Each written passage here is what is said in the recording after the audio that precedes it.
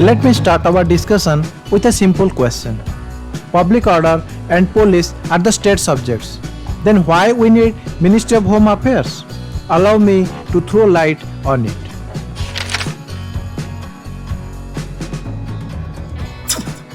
Hello everyone, I am Soumyasdiary. Welcome to Soumyasdiary. Though Article 1 of the Indian Constitution says India is a union of states, in practice India is a federal country. However, different states in India are treated differently. Political representation of states varies in parliament. Similarly, central funding for the state also varies. Each state has a unique problem and issues, and they are dealt uniquely. Thus, it is essential to maintain harmony between the interest of the states and their relation with the center.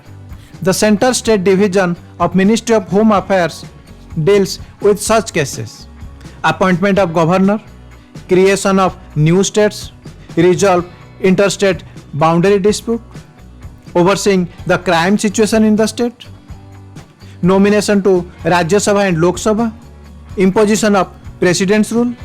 These are some of the functions of the division. Similarly, Public Section Division handles works like Bharat Ratna Award, Jeevan Raksha Padak, National Flag. Apart from that, there are union territories. For them, Union Territory Division is there. It deals with legislative and constitutional matters and law and order matters related to the Union Territories. It also functions as the cadre controlling authority of Agmut cadre. The recently formed Union Territories, that is Jammu Kashmir and Ladakh, there is a separate department for them. However, this is not the only job of Ministry of Home Affairs. Article 355 of Indian Constitution puts duty on the central government to protect every state against external aggression and internal disturbance. In my discussion on border management, I discussed how border guarding forces and non-border guarding forces contribute towards border management and internal security. If you have not seen it, please refer to it. It is useful, you will get a good insight on the topic. Coming to the issue of border management, there are two divisions for border management.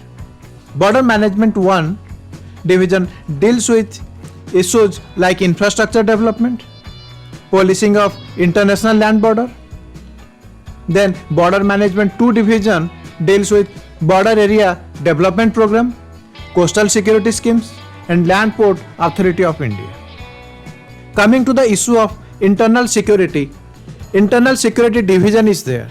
It deals with matters like internal security, law and order, human rights issues, national integration, then communal harmony, arms and explosive, security clearance for different projects. It also deals with matters like extradition, mutual legal assistance, drug law and enforcement, and Narcotics Control Bureau.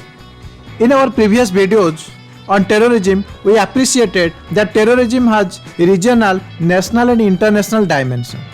To deal with this issue, counter-terrorism and counter-radicalization division is there. It deals matters relating to policy and operational issues on terrorism, counter-radicalization, de-radicalization, combating finance of terrorism, and matters related to National Investigation Agency. Then there is Leftwing Extremism Division. It assists affected states and reviews the policy implementation of various developmental schemes. The Northeast Division is there to deal with internal security and law and order situation in Northeast states. In our discussion on Central Police Forces, we appreciated that these institutions play a key role in maintaining public order in society. Police 1 Division is there to function as cadre controlling authority of Indian Police Service. They provide leadership to these police institutions. Police 2 Division deals with matters related to Central Armed Police Forces and their deployment. Police Modernization Division handles work relating to modernization of state police forces, Central Armed Police Forces, and administration of private security agency and regulation act. In addition to this, there is another dimension we have already discussed in our last video. that is disaster management. There is a disaster management division that deals with matters related to legislation, policy, capacity building, prevention, mitigation, rehabilitation, response, relief, and preparedness. In my short video on ex gratia, I discussed about the role of Disaster Management Authority. If you have not checked it, please go through it to get a good oversight on the topic. I discussed how foreign contribution and hospitality affects internal security and it needs urgent attention of the government. To check such matters, foreign division is there. It also deals with matters related to visa, protected area permit, restricted area permit, immigration, citizenship and overseas citizenship of India. In my video on Pegasus, I discussed how spyware can be used to breach your personal space. Similarly, cyber attacks on various organizations having national importance is done to appropriate information. It may affect our national interest. Thus, there is need of an institution that will perform security audit, that will implement national information security and policy guidelines, that will deal with Indian Cybercrime Coordination Center, that will implement various schemes, international conventions on cyber security, perform lawful interception, and check national intelligence grid. The Cyber and Information Division performs this task. Then there is Women's Safety Division. It is responsible for policy formulation, planning, coordination in implementation of projects related to women's safety. Then to track the development of the state institutions, national standard should be formulated. Ministry of Home Affairs performs this role. Now let's discuss about the initiatives taken by the Ministry of Home Affairs. As we have already discussed in our video on Central Police Forces, the main challenge before the state and central police is lack of modern practice. Even Honorable Prime Minister has recognized the problem and has advocated for smart policing. Smart policing means S stands for sensitive and strict, M stands for modern and mobile, A stands for alert and accountable, R stands for reliable and responsive, T stands for trained and techno-savvy.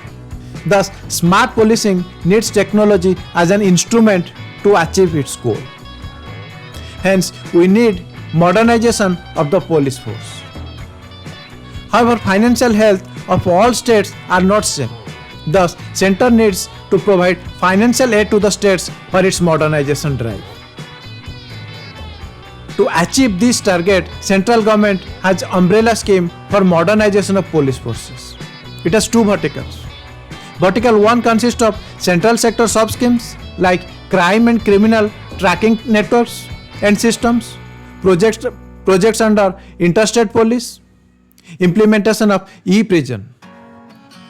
It also covers state sector sub-schemes like assistance to states for modernization of police forces and also for upgradation of police infrastructure.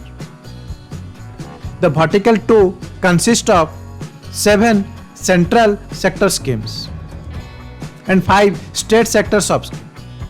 The central sector scheme include assistance to central agency, civic action plan, media plan, special assistance to 35 most affected states, and security related expenditures. We have already discussed this in our video on left-wing extremism. If you have not seen it, please refer to it. The state sector scheme include security related expenditure, special infrastructure scheme for fortification of police station, reimbursement for administration of central arts. A simple question arises here. If the central government is providing assistance in terms of finance, technology, manpower, then why the center is not handling the issues by itself? Here we need to understand our constitutional design. Our constitutional design favors state action for maintaining public order. Center should provide only supporting role. That's what it is doing. The second aspect is the state police has knowledge of the terrain. It has edge for collecting of human intelligence over the central agencies. because they are the locals there. In our video on Northeast insurgency, I have suggested that local police should take care of such conditions. This is a viable alternative. Thus, central agency should develop the capacity of the state institutions to deal their own problem. Thus, the objective of the central assistance is to identify the deficiency of state police and address it and reduce the dependency of the state on central agencies. However, these security related issues are not the only dimension. In our previous videos, we appreciated that crime control in urban area is another important dimension. Thus, there is a scheme called Mega City Policing. It plans for cities like Ahmedabad, Mumbai, Chennai, Hyderabad, Kolkata and Bengaluru.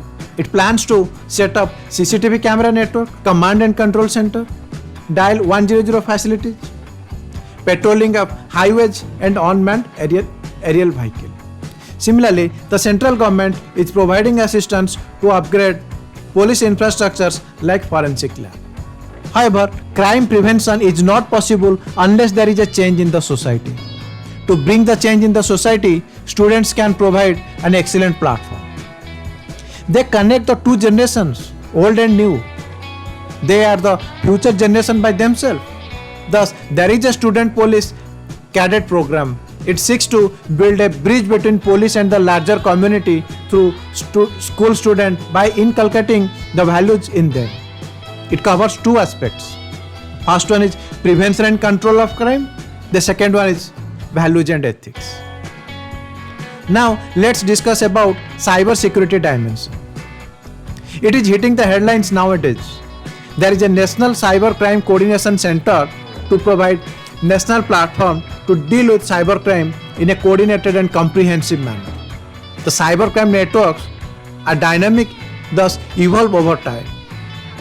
Thus, there is a need of early warning system, change in legal regime to deal with the criminals, and internal cooperation and coordination to check it effectively. The institute works in this direction. The key components of the institute include National Cybercrime Threats Analysis, National Cybercrime Reporting Portal, National Cybercrime Ecosystem Management, National Cybercrime Forensic Laboratory Ecosystem, National Cybercrime Training Center, National Cybercrime Research and Innovation Center, then Platform for Joint Cybercrime Investigation Team. However, the effectiveness of the system will truly increase when we can include the common people into our system. Thus, to create awareness of the common people, CyberDost Twitter handle is there. Cybercrime Reporting Portal is there. Then to collect the evidence, Cyber Forensic Laboratory is there. To improve skill of the manpower, training programs are conducted for public prosecutor, judicial officers and staffs. Thus, a complete ecosystem is nurtured to prevent the cybercrime. Similarly, for private security, there is licensing portal. Then private media advertisement campaign is also there. So, I hope you got an overview of the working of the ministry. Thank you very much for your precious time. If you like the content, please like, share and subscribe to my channel. Such value added content, stay connected to me.